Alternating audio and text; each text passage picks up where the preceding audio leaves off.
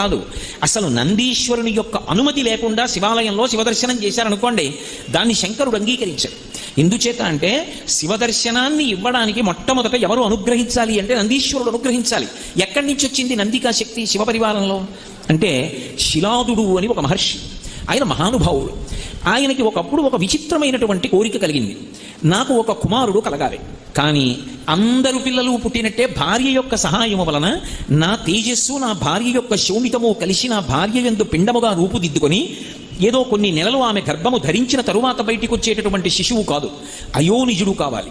స్త్రీ గర్భము నుండి బయటికి రానివాడయ్యి ఉండాలి, అయోనిజుడు కావాలి. 2, ఆ పిల్లవాడికి మరణం ఉండకూడదు, ఇక పిల్లవాడు శరీరం అన్నది విడిచిపెట్టకూడదు. 3, వాడు పరమశివుడితో సమానమైనటువంటి స్థాయిని పొంది ఉండాలి అనుగ్రహంలో.